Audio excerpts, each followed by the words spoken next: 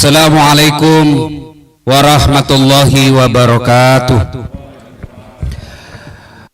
Alhamdulillahi rabbil alamin. Wabihi nasta'inu ala umurid dunya waddin. Ashhadu an la ilaha illallah wa ashhadu anna muhammadan abduhu wa rasuluh. Allahumma salli ala sayyidina Muhammad wa ala alihi wa sahbihi ajma'in. Amma ba'd. Faqad qala Allah subhanahu wa ta'ala fi kitabil karim wa huwa asdaul qailin. A'udzu billahi minasyaitonir rajim. Bismillahirrahmanirrahim. Ya ayyuhalladzina amanu taqullaha haqqa tuqatih wa la tamutunna illa wa antum muslimun. Wahai orang-orang yang beriman, bertakwalah kalian kepada Allah dengan sebenar-benarnya takwa, dan janganlah kalian mati kecuali dalam keadaan beragama Islam. Wa qala idzan bismillahirrahmanirrahim. Ya ayyuhalladzina amanu dukhulu fis-silmi kaffatan wa la tattabi'u khutuwatis syaitan innahu lakum aduwwum mubin. Wahai orang-orang yang beriman, masuklah engkau ke dalam Islam secara sempurna, dan janganlah engkau ikuti langkah-langkah setan, karena sesungguhnya setan itu musuh yang nyata bagi kalian. Musuh kalian bukan polisi, musuh kalian bukan ulama, musuh kalian bukan tentara, musuh kalian bukan pemerintah, musuh kalian adalah setan, di mana setan itu musuh yang nyata bagi kalian. Dan ketika saya ceramah seperti ini, ternyata masih juga banyak setan yang berkeliaran. Setannya bukan pocong, tapi setannya berupa handphone. Orang sudah ceramah masih sibuk pegang handphone. Nah, setan itu bos, berusaha mempengaruhi perhatian supaya tidak dengar ceramah. Itu setan itu. Jadi simpan dulu HP-nya, kita dengar ceramah dulu sebentar. Nah, tidak usah rekam ibu. Ibu-ibu yang pegang handphone selama saya ceramah, saya doakan suaminya kawin lagi. Nah, barulah dia simpan itu HP-nya. Baru kenapa bapak-bapaknya yang ketawa? Simpan dulu handphonenya, ndak usah rekam. Kalau ibu rekam, suaranya tidak jelas, gambarnya tidak jelas. Saya mau dengar Ustadz, gampang. Gimana caranya? Tuh ada kamera saya bawa. Ya, gambarnya jelas, sudah diedit, suaranya jernih. Sudah nonton, jangan lupa like and share. Nah, iya, kalau ada iklan jangan di skip. Kalau bapak skip, bapak dapat ilmu, saya tidak dapat apa-apa. Ya, alhamdulillah. Simpan dulu handphonenya ya. Saya biasanya memang tidak berkenan kalau siaran langsung. Ya, kenapa? Beberapa kejadian kalau kita siaran langsung ada kepleset lisan kita. Kalau begini kan enak, yang mendengar khusus muslim muslimah.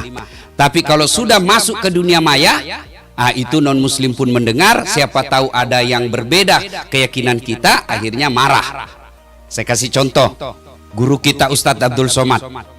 Ustadz ditanya siaran langsung, bagaimana hukumnya main catur? Beliau jawab, haram apabila azan berkomandan kalian masih main catur. Dipotong itu azan, maka yang nampak haram. Marahlah seluruh pemain catur dari Sabang sampai Merauke. Padahal ada di situ azan, kau tidak datang ya haram. Saya juga ditanya, Ustadz Dasat, bagaimana hukumnya main catur? Haram. Masa Ustadz? Haram. Kenapa bisa? Kau bunuh Perdana Menteri sama Raja. Ibu bapak saudara-saudara sekalian, kita simpan dulu handphone, kita dengar dulu ceramah. Wa qala idzan bismillahirrahmanirrahim. Innallaha wa malaikatahu yusalluna 'alan nabi. Ya ayyuhalladzina amanu sallu 'alaihi wa sallimu taslima. Sesungguhnya Allah dan para malaikatnya bersalawat kepada Rasulullah Muhammad sallallahu alaihi wasallam, maka wahai orang-orang yang beriman, bersalawatlah kalian kepada Rasulullah dengan sebaik-baik salawat. Suatu kali Nabi lagi duduk-duduk, Bu, bersama malaikat Jibril. Tiba-tiba Nabi melihat ada malaikat 1 juta jari-jarinya. Ibu-ibu berapa jari-jarinya, Bu? 10. Cacat dong. 20 dong, kan ada kaki. Ini malaikat 1 juta jari-jarinya. Nabi kagum. Jibril, malaikat apa itu? Oh, itu malaikat yang Allah hadirkan untuk mencatat air ketika hujan. Kira-kira ada yang bisa mencatat air hujan? Ada, Pak? Biar sebanyak duitnya Pak Sandi, tidak bisa dicatat itu. Ya kan? Kenapa tidak bisa dicatat air hujan? Jumlahnya banyak, jatuhnya bareng-bareng, laju. Biar banyak, kalau jatuh satu-satu bisa dicatat. Ini banyak bareng-bareng laju, nggak bisa dicatat. Begitu banyaknya. Lalu Nabi bertanya kepada malaikat pencatat hujan, wahai malaikat, apa betul kau mampu mencatat air ketika hujan? Ya, kau lihat ini saya sibuk mencatat. Saya catat yang jatuh di gunung, di laut, di darat, semua aku catat ya Muhammad. Satu yang tidak bisa aku catat, apa? Ketika umatmu berkumpul di rumah Pak Menteri Sandiaga Salahuddin Uno, mereka duduk bareng-bareng, lalu mereka bersalawat kepadamu bareng-bareng, saya tidak bisa mencatat betapa banyak yang Allah turunkan rahmat di rumah itu.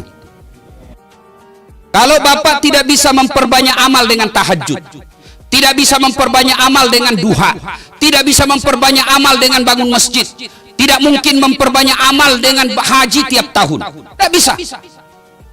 Lalu perbanyaklah amal ketika duduk seperti ini, salawat bareng-bareng. Itu pahalanya lebih banyak daripada air yang hujan ketika turun hujan. Maka saya mau ajak kita salawat. Bisa? Bisa?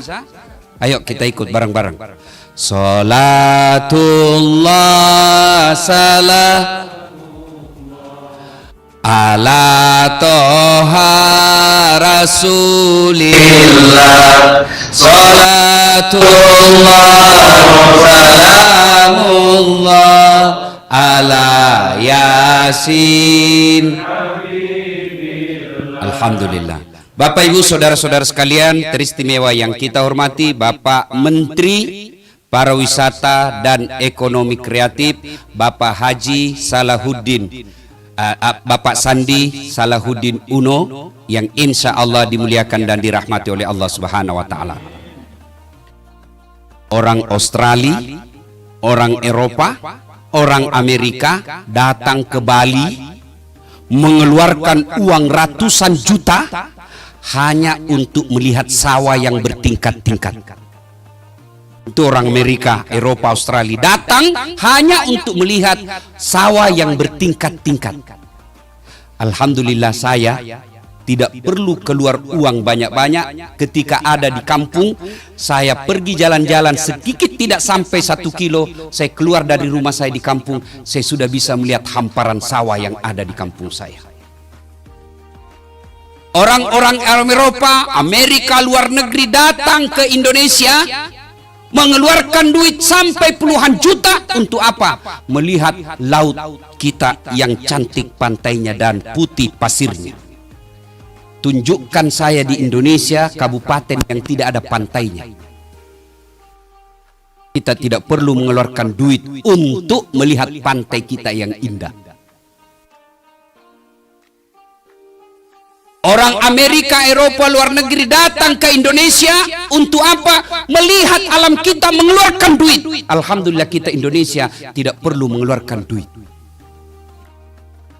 Bapak pergi ke Tanah Suci, begitu mau landing, apakah di Jeddah atau di Medina atau di Riyadh, begitu mau pesawat landing, apa yang kita lihat?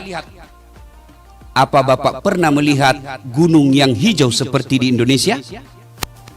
Di sana gunungnya coklat karena original batu, tidak ada rumputnya. Makanya mereka datang ke Indonesia, terutama ke Bogor, mengeluarkan duit sampai ratusan juta hanya untuk melihat gunung-gunung yang hijau. Kita alhamdulillah tidak perlu mengeluarkan uang untuk melihat hutan yang hijau. Pohon kita tumbuh subur. Alhamdulillah. Itu alamnya. Saya kumpulkan anak-anak kader-kader mubalik di Sulawesi. Kau tunjukkan negara Indonesia, negara seperti bebasnya Indonesia dalam beragama. Tidak usah jauh dulu ke Eropa. Kita nyebrang ke tetangga kita, Malaysia. Di sana mau ceramah, tidak gampang orang ceramah, bos. Kau harus punya permit, izin dari pemerintah kerajaan, baru boleh kau ceramah. Sebelum ceramah, sampaikan dulu apa naskah ceramahmu kepada, kalau di sini setingkat Kementerian Agama, diperiksa dulu, baru boleh tampil ceramah. Indonesia, biar anak-anak yang baru belajar agama 1 bulan, sudah bisa ceramah di masjid. Cari saya negara yang bebas membangun masjid seperti di Indonesia. Malaysia, bapak mau bikin masjid, biar bapak punya duit banyak, tidak dikasih izin sama kerajaan, tidak bisa bikin masjid. Di Indonesia, alhamdulillah, belum lagi rumah ibadah, belum lagi namanya pesantren. Saudi saja, Saudi pusat Islam, awal pergerakan Islam, bikin pesantren di sana. Pikir bapak gampang? Tidak, ceramah aja di masjid tanpa izin raja tidak bisa. Di Indonesia, alhamdulillah, punya duit, kumpulkan anak-anak, bikin penghafal Quran, jadi pondok di rumah, tidak perlu izin, selesai. Itulah sebabnya saya sampaikan, adik-adik yang lagi belajar di Mesir, baru-baru saya datang, fakta-fakta kejadian inilah yang tidak boleh kau berhenti mencintai negaramu. Kita tahu negara kita belum sesuai harapan yang kita mau, disuruh ngurus laut malah ada dibajak laut, disuruh ngukur hukum malah mempermainkan hukum. Apa boleh buat? Tapi di sini kita lahir, di sini kita besar, di sini kita dakwah, di sini kita berkeluarga, di sini kita ngurus anak-anak istri kita.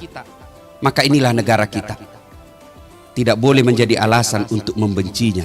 Maka cara mencintai negara kita, satu, bersyukur. Gimana cara bersyukurnya, Ustaz? Pertama, bersyukur dengan melafazkan hamdalah. Kalau bapak muslim, alhamdulillahi rabbil alamin. Supaya berbekas di hati, ucapkan ucapan itu, usahakan ucapannya di mulut, kedengaran sedikit di telinga, dan ucapkan secara fasih. Kalau bapak ucapkannya tidak terdengar telinga, kemudian ucapannya juga tidak fasih, biasanya tidak berbekas di hati. Alhamdulillah. Alhamdulillah, tak ikhlas betul. Ditelepon kawan, naik saham, alhamdulillah. Apa artinya itu, bos? Kan tidak berbekas di hati. Coba bapak amalkan deh, coba bapak amalkan. Kedengar sedikit di telinga, usap dada, alhamdulillahirabbil alamin. Pasti ada bekasnya. Kalau bapak cuma ucapkan tidak ikhlas dan tidak, cara mengucapkannya juga tidak fasih, tidak berbekas itu. Bapak berzikir 24 jam tapi tidak pasti caranya, tidak bagus pengucapannya, tidak ada bekasnya. Saya biasa heran di masjid, Pak Menteri, sama-sama subhanallah dibaca, sama-sama 33, sama-sama mulainya, saya baru 11 dia sudah sampai. Dia bilang saja sembilan. Kalau sudah gue yang kepala sembilan. Apa artinya itu sunnah? Dullah. Ada dullah di sampingnya, apa kau panggilkan saya? Siapa panggil kau? Itu saya dengar tadi dullah. Ucapkan dengan fasih. Alhamdulillahirabbil alamin. Langkah pertama. Jadi tadi Pak Menteri umumkan, alhamdulillah pergerakan ya naik. Alhamdulillahirabbil alamin. Yang kedua, anjuran agama, sujud syukur. Bagaimana cara sujud syukur? Sama sujudnya ketika sholat, cuma tidak harus ada rukunya, tidak harus ada wudunya, dan tidak harus di tempat ibadah, rumah ibadah. Nah, di mana saja. Tiba-tiba dengar kabar, alhamdulillah anakmu lulus PNS. Alhamdulillahirabbil alamin. Perhatikan, tempat sujud di kantor samping meja sujud. Apa yang kita ucapkan? Terserah ibu, boleh dengan kreativitasnya masing-masing, boleh dengan kalimat ini, ya Allah, terimalah sujud hamba ini sebagai tanda terima kasih dan syukur hamba kepadamu atas nikmat yang engkau berikan kepadaku. Sujud. Di mana, Ustaz? Samping meja kerja boleh. Di mana boleh? Di teras.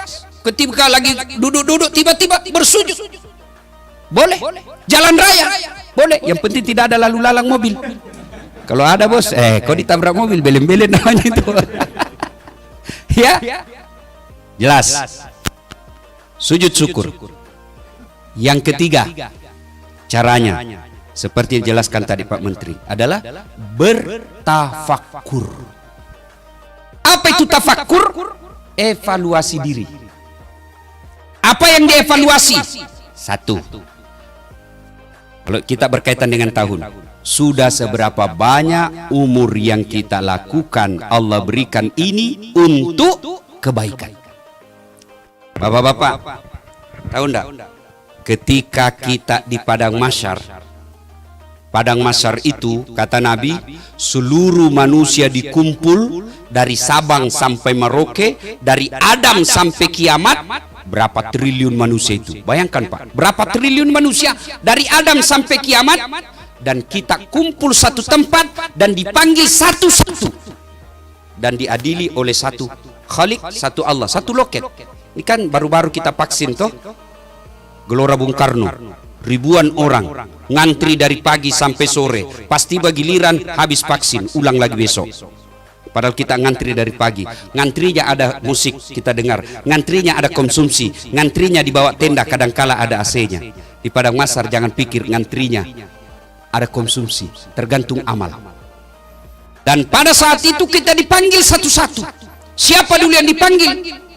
Nenek kita yang duluan wafat? Tidak. Siapa dulu dipanggil? Nama-nama Islam dulu. Abdurrahman, Abdul Jabbar, Sandiaga Salahuddin Uno, Dasat Latif. Nah, itu dulu dipanggil. Tony, Joni, Rudi, Ningsi, Nining, Titi, Tuti. Ah, di belakang dipanggil juga Pak, tapi di belakang.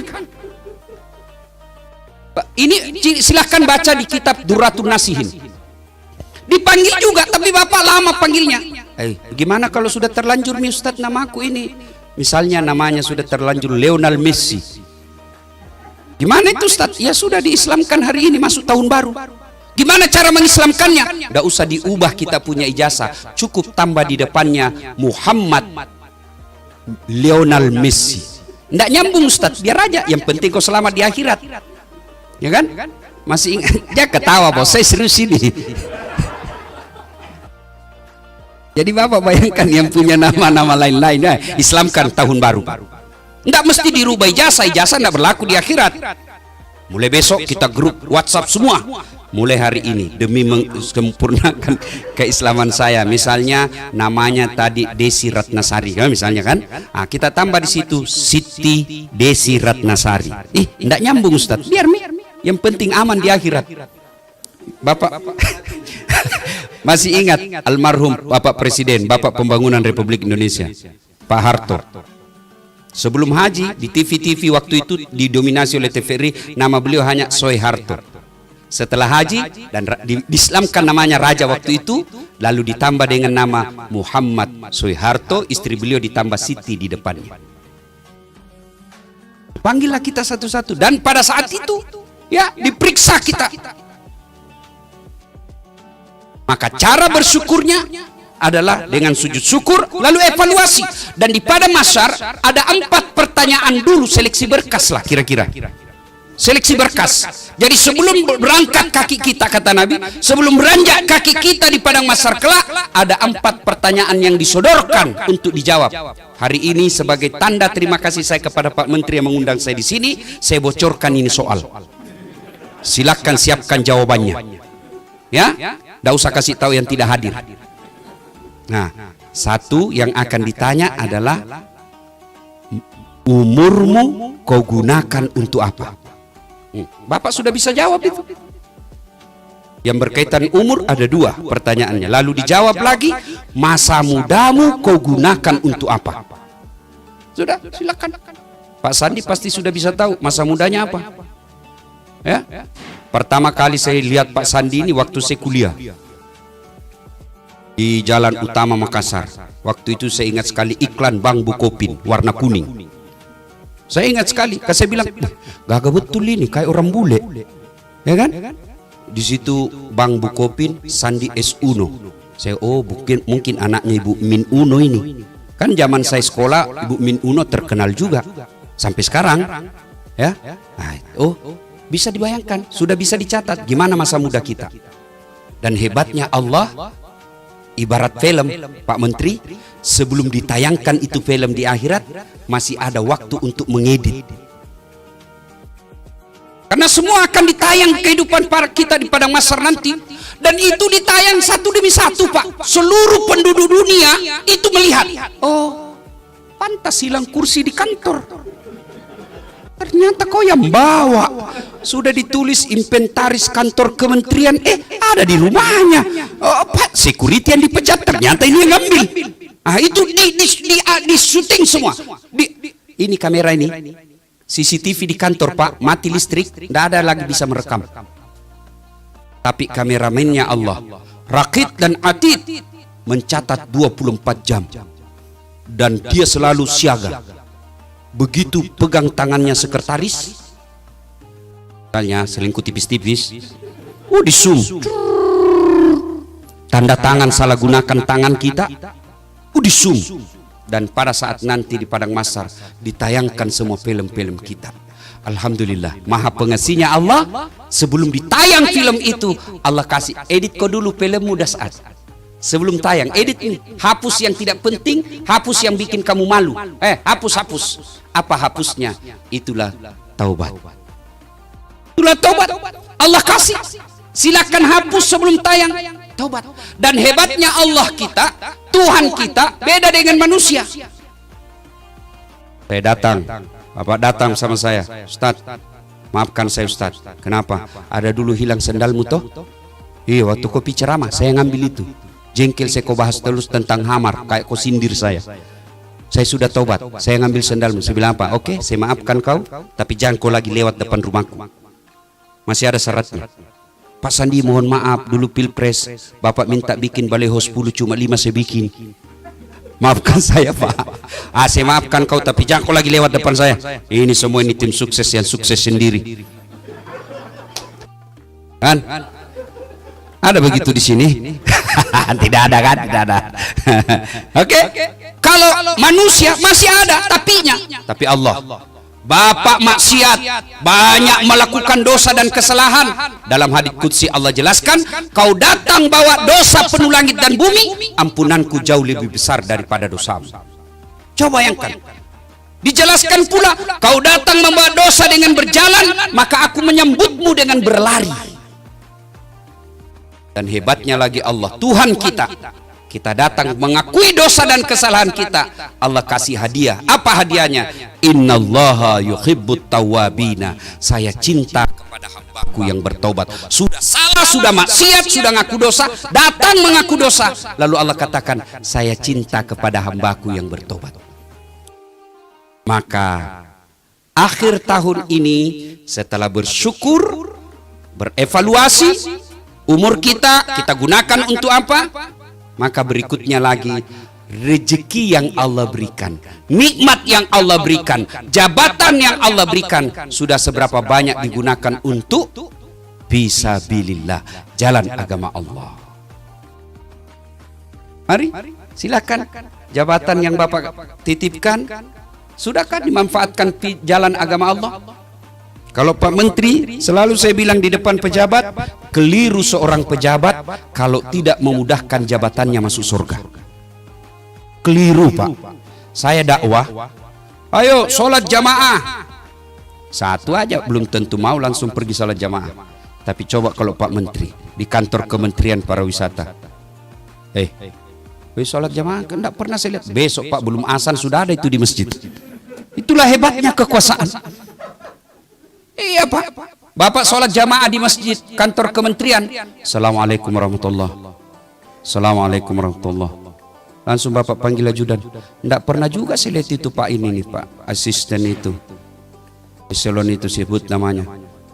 Ajudan telepon, Pak, Bapak dicari sama Pak Menteri di masjid. Besok Pak belum azan sudah ada di dalam Pak. Itulah hebatnya kekuasaan. Maka keliru ketika kekuasaan itu tidak memudahkan kita masuk surga. Maka bersyukur kepada Allah masuk di tahun baru, meninggalkan tahun lama ini 2021 dan masuk 2022, maka caranya lagi adalah mari manfaatkan apa yang Allah berikan untuk fisabilillah, jalan agama Allah. Para ilmuwan, Allah akan tanya nanti, ilmumu kau gunakan untuk apa? Penceramah, ceramahnya hanya menghasut dan memecah belah umat. Ada juga. Maka akan ditanya. Jabatan, ilmu, harta akan ditanya. Masya Allah. Harta, sebenarnya kita ini Pak, semua enak buat kita. Ya. Tentu Pak Sandi soal harta banyak pertanyaannya Banti dibanding pertanyaannya bagi security. Kan ditanya itu yang 4 tadi saya katakan. Nabi jelaskan, hartamu kau dapat dari mana, kau gunakan untuk apa? Itu pertanyaan. Nah, tersangka pertama maju. Nama Inem. Pekerjaan pembantu rumah tangga. Hartamu kau dapat dari mana? Saya kan pembantu, sebenarnya tidak ada cita-cita jadi pembantu. Cuma ibu saya sakit di kampung, tidak punya sertifikat, tidak punya jasa kursus, hanya bisa mencuci. Ya saya jadi tukang cuci di kota. Berapa? 3 juta per bulan. Kau belanjakan untuk apa? 2 juta saya kirim ke orang tua saya sakit, 1 juta operasional saya selama 1 bulan di kota. Kau sholat? Alhamdulillah, bukan cuma 5 waktu. Sunnah saya lakoni. Kau puasa? Alhamdulillah, bukan cuma Ramadan, Senin Kamis saya jalankan. Karena kadang-kala Tuhan saya makan, saya tidak makan, ya lebih daripada saya lapar, saya lebih puasa. Kau haji? Mau betul, tapi tidak ada rezeki. Mobil? Oh, mana ada mobil. Motor? Tidak ada juga. Sepeda pun tidak ada. Oh, kasihan betul. Ya mau apa Tuhan? Ini aja pemberianmu. Lalu Allah sampaikan, Inem, meskipun kau di dunia hina di hadapan manusia, tapi kau mulia di hadapanku kali ini. Masuk kau ke dalam surga dengan segala kemuliaan yang aku persembahkan kepadamu. Kan tidak ada pertanyaan Pak, sedikit. Rumah, tuan rumah yang punya. Mobil, tidak ada. Tidak ditanya bannya, tidak ditanya pembeli bensin. Selesai urusannya. Tersangka berikutnya maju. Nama Haji titik-titik. Nah ditanya itu, kalau dilihat gajimu, tidak bisa kau beli itu sepatu semahal itu. Dari mana itu? Anu apa? Tidak jelas ditempeleng. Oh, berdarah telinganya. Mau lari ditarik lari. Itu behel istrimu. 40 juta kalau dilihat itu tidak bisa kau bayar. Dari mana itu? Anu apa? Pak, ditinju lagi. Dia mau lari lagi. Itu keramik di rumahmu dari mana itu? Babak belur dia Pak. Berdarah-darah mukanya. Masuk juga surga tapi sudah babak belur. Tersiok-siok lah dia. Ketemu sama Inem. Anak buahnya, pembantunya. Pak Haji, kenapa mukanya Pak Haji? Yang banyak tanya di situ kau. Dari mana Pak Haji baru muncul? Saya sudah lama di dalam ini, kok baru muncul Pak Haji? Terlambat Inem. Kok bisa terlambat? Saya kira Bapak punya mobil 4 itu waktu di dunia. Iya, gara-gara itulah 4 mobil, banyak sekali pertanyaan. Maka masuk tahun baru, renungi kekayaan yang Allah titipkan kepada kita. Allah tidak melarang kita jadi orang kaya. Allah mintalah kayalah seperti Pak Sandi. Kaya, muda, cerdas, cakep. Saya mati akal hadapi Pak Sandi. Biasanya kalau ada pejabat yang cakep atau selebriti atau apa jamaah yang cakep, saya masih bisa menang. Saya bilang, saya memang tidak cakep, Bapak ini lebih cakep dari saya. Saya akui saya tidak cakep, tapi saya penuh pesona. Mana buktinya bapak-bapak semua mau foto tuh? Nah itu, tapi Pak Sandi juga penuh pesona. Terkenal, pejabat, tapi jangan salah, banyak juga pertanyaannya nanti ketika di akhirat. Yang ketawa, saya seriusin. Maka Allah tidak melarang kita jadi pejabat, Allah tidak melarang kita jadi orang kaya, Allah tidak melarang kita jadi orang cerdas, bahkan kalau perlu kaya semua orang Islam supaya mengangkat marwah orang Islam, tidak menjadi peminta-minta, tidak bawa-bawa proposal, kaya. Tapi ingat, Allah cuma minta jangan kau takabur, jangan kau sombong, karena cerdas, cakep, punya jabatan, itu pintu masuknya setan. Dan setan masuk dengan bisikan apa? Sombong.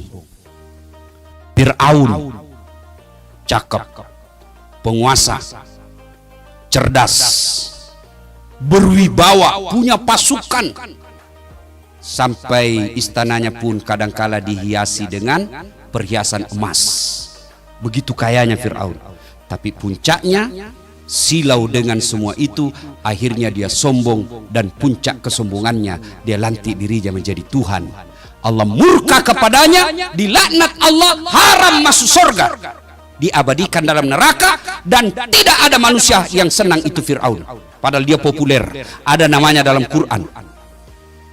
Coba, cerdas, kaya, pejabat, tidak ada manusia yang senang sama Fir'aun.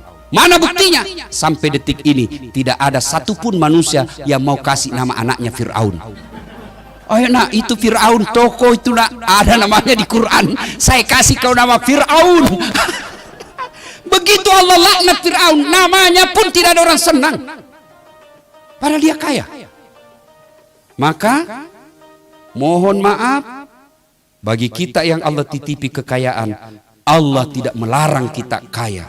Allah hanya minta syukuri dengan cara apa? Bersedekahlah. Bayar zakatmu.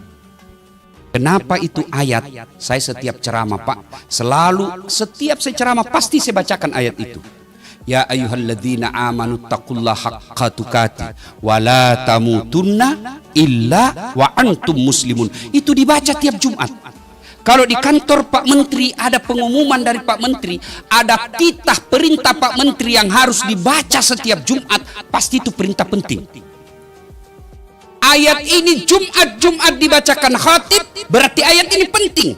Jangan kamu mati illa kecuali wa antum muslimun, dalam keadaan beragama Islam. Insya Allah Bapak tidak akan wafat dalam berzina. Insya Allah kita tidak akan wafat dalam keadaan mabuk. Insya Allah kita tidak akan wafat dalam keadaan korupsi. Tapi yang membuat kita bisa mati dalam keadaan kafir, hubbi aklil haram, baru saja makan uang haram.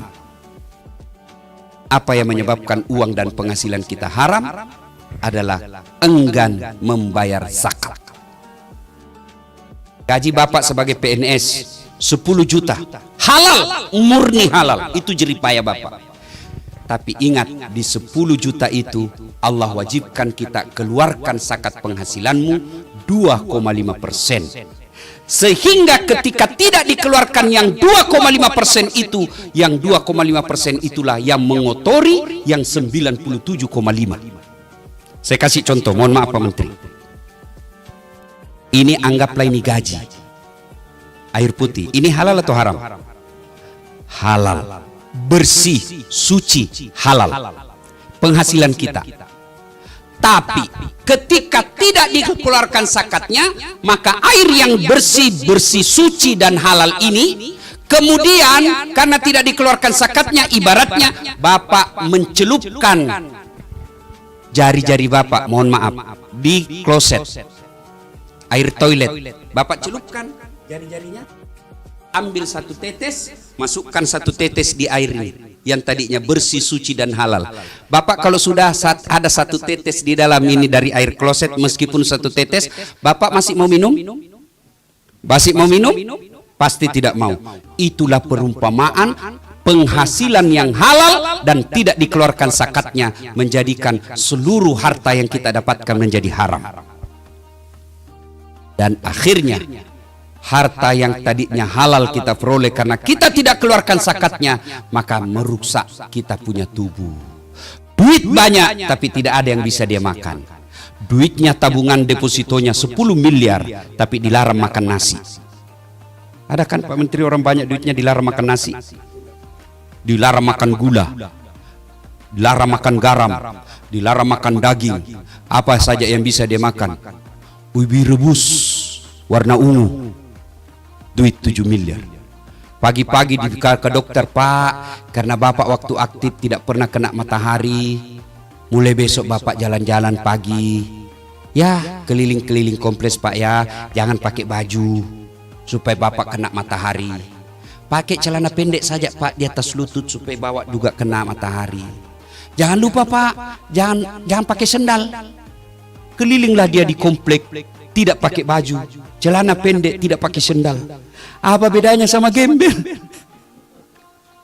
Itulah kalau penghasilan tidak dikeluarkan zakatnya.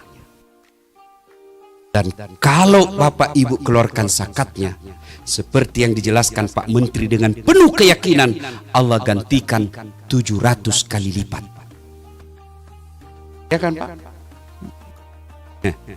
Keluarkan, Allah ganti. Bahasa Qur'annya kan begini, kau belanjakan hartamu di jalan agama Allah ibarat menanam 1 biji. Satu biji Bapak tanam, tumbuh 7 bulir. 7 bulir itu 7 batang, 7 tangkai. Dan setiap tangkainya itu mengandung 100 biji. Berarti satu menjadi 700 kali lipat. Maka itulah sebabnya orang dermawan, orang yang rajin bersedekah, telaten membayar zakatnya, tidak pernah kita dapatkan bangkrut. Nah, memang Allah sudah menjamin. Tolong carikan saya di Kementerian Pariwisata orang yang bangkrut gara-gara sedekah. Itu Ustaz yang di lantai 4 kaya sekali dulu itu Ustaz. Cuma karena rajin bangun masjid dan sedekah, dia bangkrut dia Ustaz. Tidak ada. Yang bangkrut gara-gara apa? Narkoba. Bangkrut gara-gara apa? Judi. Bangkrut gara-gara apa? Khamar. Tidak ada orang bangkrut gara-gara sedekah. Termasuk ibu-ibu, kalau mau tertolak dari bencana rumah tangga, sedekahlah. Anak kok susah sekali saya doakan Ustaz. Barangkali ibu malas sedekah. Suami mulai lain-lain ibu, kita lihat.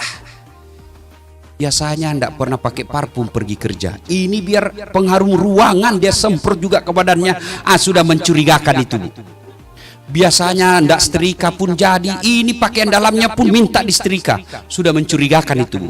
Apalagi kalau masuk handphonenya di kamar mandi penerima WhatsApp, 70% mencurigakan. Daripada ibu curhat di medsos, tak kusangka kau begitu. Ngapain curhat di medsos? Lebih baik ibu curhat di atas sajadah. Namanya sholat hajat. Ambil wudhu, sholat 2 rakaat. Sudah sholat 2 rakaat, berdoa. Dan berdoa tidak harus menggunakan bahasa Arab. Jadi tidak boleh juga dikatakan berdoa bukan orang Arab, tidak ya, itu tidak boleh kita menyamakan Tuhan dengan manusia. Jadi maknanya mungkin yang mengatakan gitu, bahwa Allah bahasa apapun boleh kita berdoa dengan bahasa apa saja. Mau bahasa Padang boleh, bahasa Gorontalo boleh, bahasa Bugis boleh, bahasa isyarat pun boleh.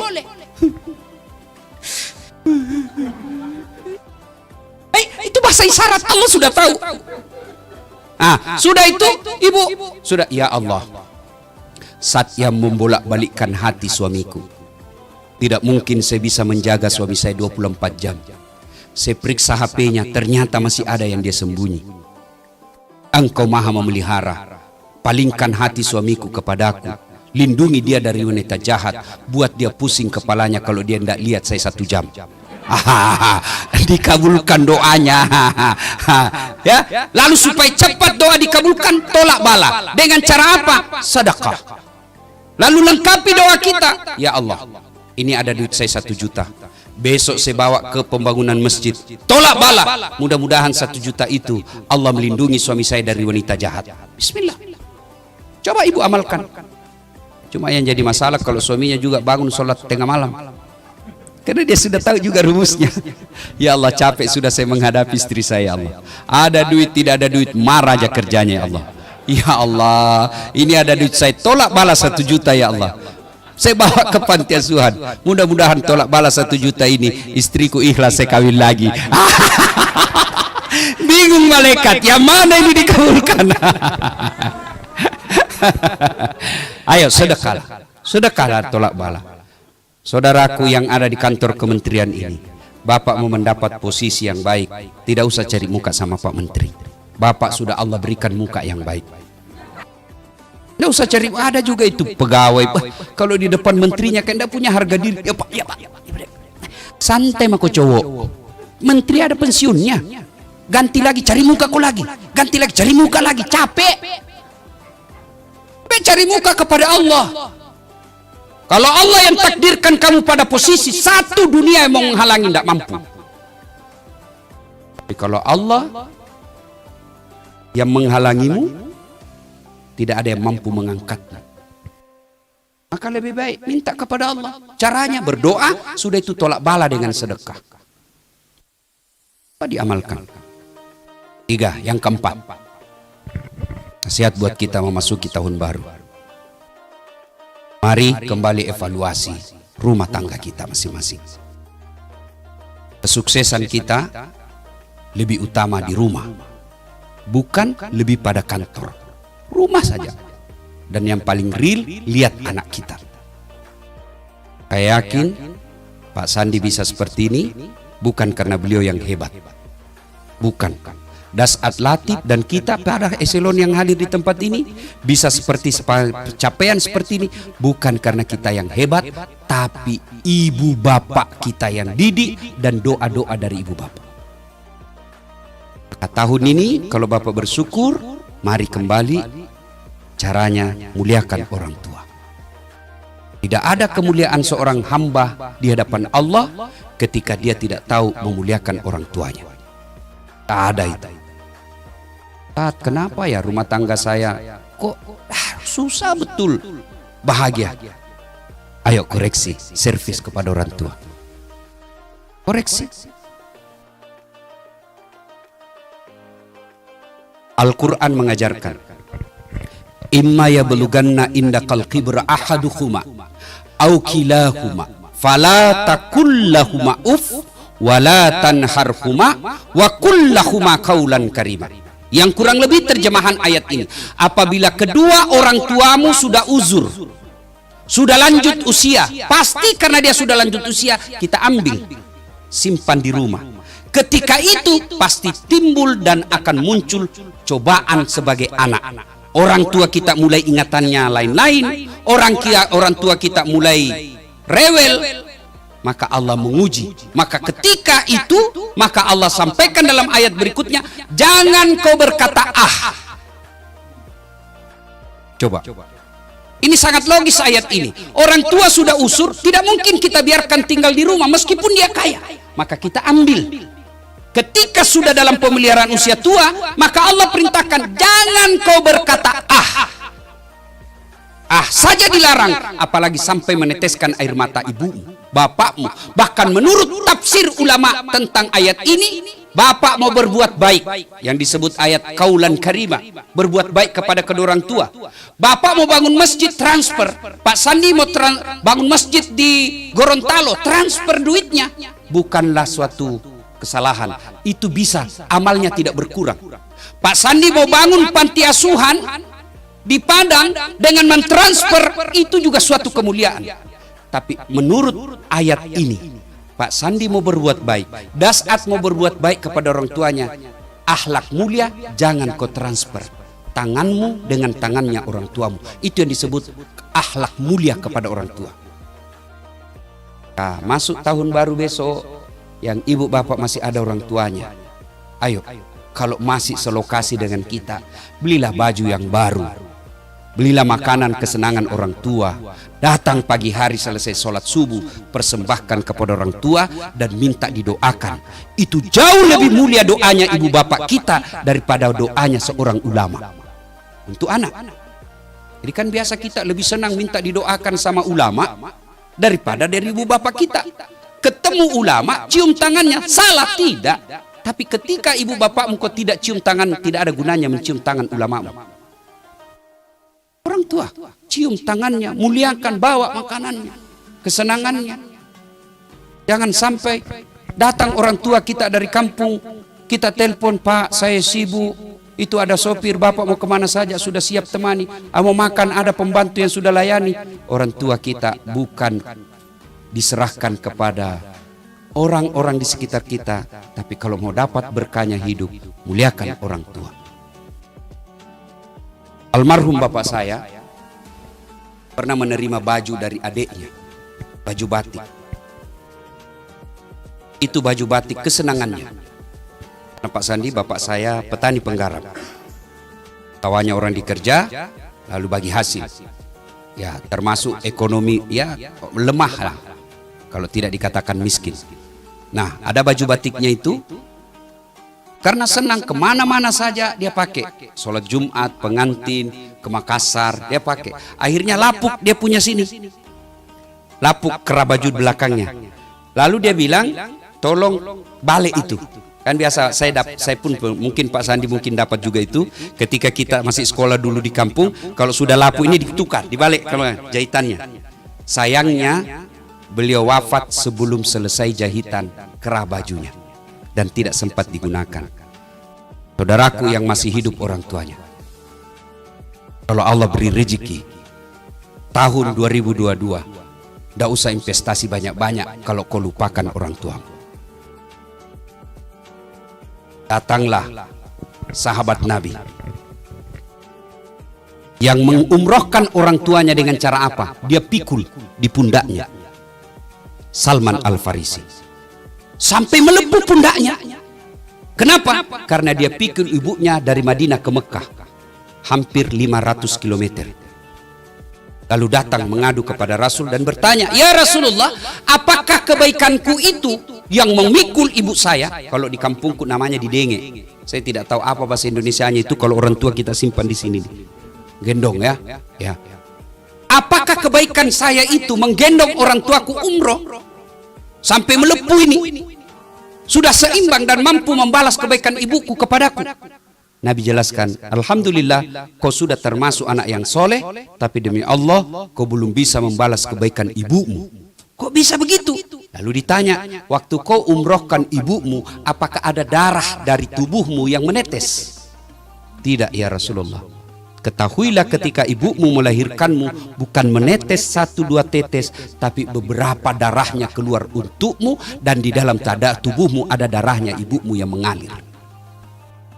Maka saudara, kalau setahun-tahun yang berlalu ini hidup kita kok tidak bisa bahagia, cita-cita kok jauh dari harapan, bisa jadi kemungkinannya sangat yakinkan bahwa kita tidak melayani orang tua dengan sebaik-baiknya. Aneh tentunya kita sebagai anak, ketika ada acara-acara hari besar, kita datang kepada pejabat kita lebih dulu ke rumahnya, cari muka. Sementara orang tua, jangankan kita sapa, kita telepon pun kadangkala kita lupa. Ketika pejabat kita menelpon, di saluran lain ibu kita juga menelpon.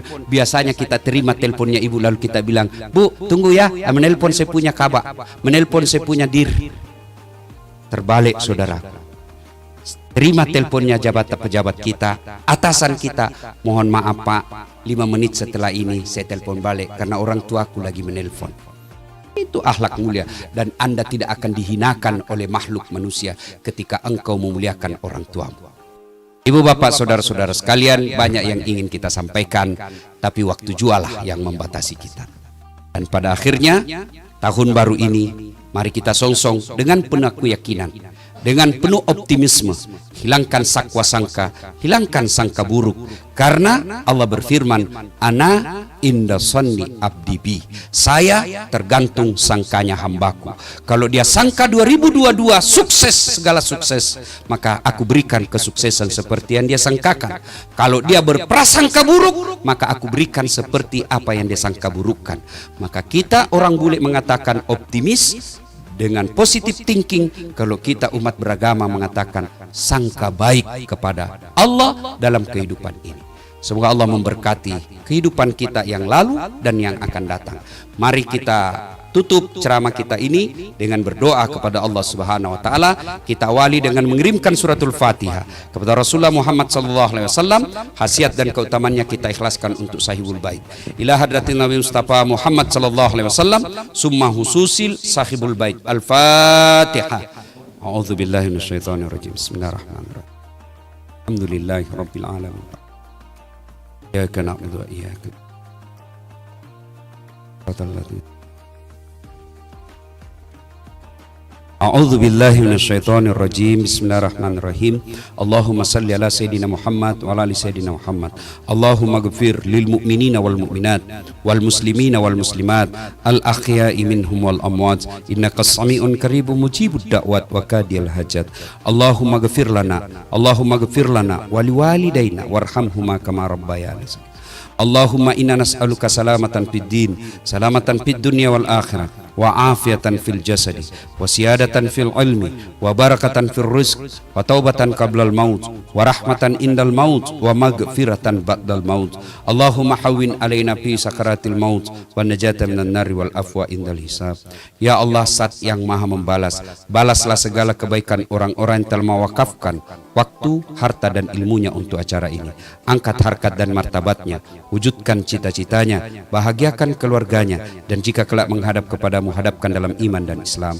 Ya Allah, ya Rabbi, ya Karim, di kantor Kementerian Pariwisata ini, ya kami mencari nafkah dan memperbaiki karir kami. Jadikan segala pekerjaan kami berkah, jadikan segala penghasilan kami berkah, lalu jadikan kami pandai bersyukur kepada segala nikmat-Mu, ya Allah. Ya Allah, ya Rabbi, ya Karim, Zat yang beri hidayah dan pertolongan, tolong dan berikan hidayah kepada kami, Allah. Perbaiki akhlak kami, ya Allah. Perbaiki lisan kami, ya Allah. Perbaiki segala penghasilan kami, ya Allah. Engkau yang Maha memperbaiki, maka perbaikilah segala keburukan-keburukan yang telah kami lakukan. Rabbana innana sami'na munadi yunadi lil iman an amanu bi rahmatika ya arhamar rahimin. Rabbana atina fid dunya hasanah wa fil akhirati hasanah wa qina adzabannar. Subhana rabbika rabbil izzati amma yasifun wa salamun alal mursalin walhamdulillah.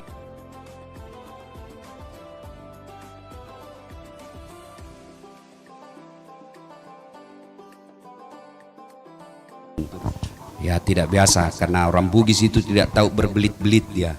Dia langsung saja, kalau orang Bukin pantun, aku melihat ada bunga di dalam taman, padahal maksudnya cewek cantik. Kalau orang Bugis dia bilang, cantik anakmu, gimana kalau saya lamar? Itu dia langsung begitu saja orang Bugis, ya.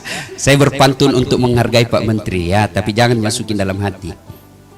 Lebat batang padi jerami, padi dipanen di pagi hari, niat hati berpoligami, apa daya takut istri. Burung cendrawasih terbang tinggi, mencari makan di pagi hari. Bukan kami takut istri, cuma istri lebih berani. Demikian, wabillahi taufiq wal hidayah. Assalamualaikum warahmatullahi wabarakatuh.